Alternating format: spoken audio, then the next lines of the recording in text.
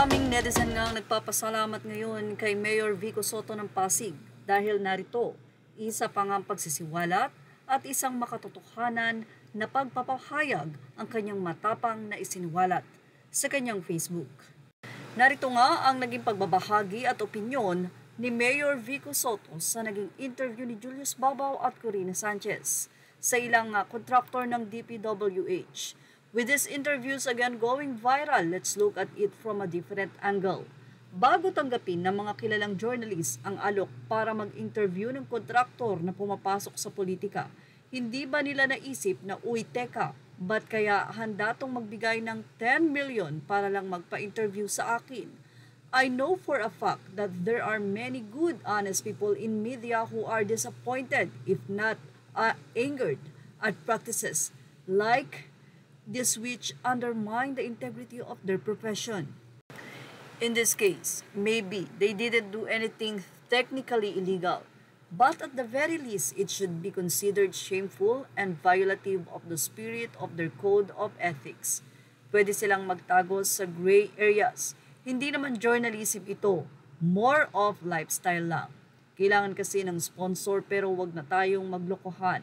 They rose to national prominence as broadcast journalists, news personalities, puhunan dapat nila ang kanilang reputasyon at kredibilidad.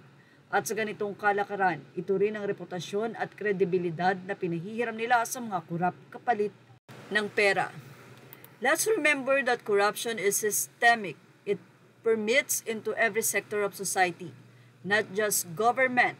But we can slowly but surely break this cycle if more and more of us consistently do our part, wherever we are and whatever our position may be, one step at a time.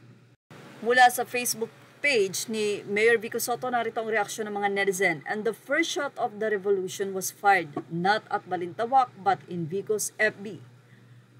The power of the press should be used to expose corruption, not to protect the corrupt. Integrity must come first. Say naman ng ilan. The interviewer is Julius Babaw, and per your observation, your guess is good as mine. Alam na dis kaya the color of money. Yung nagtatawanan lang sila during interview kahit may red flag na kung paano biglang yaman yung mag-asawa after makakuha ng government contracts. Kung yung dating Julius Babaw yan, gagawa yan ng investigative journalism para makakita kung paano sila biglang yumaman nung sa sinasabing nilang government projects. Pero mukhang kumita naman na siya. Say pa ng ilan, thankfully the election is over and the entire giting ng Pasig won, which we are in good hands. Sana sa susunod na eleksyon mapili nyo ang tamang tao na papalit kay Mayor Vico. Sayang naman ang nasimulan niya. Good Pasig, di kayo nagpapasilaw sa maraming pera. Well, narito pa ang naging say ng ilang mga netizens sa post na ito ni Mayor Vico. If God is with you, who can be against you? He will guard you and protect you.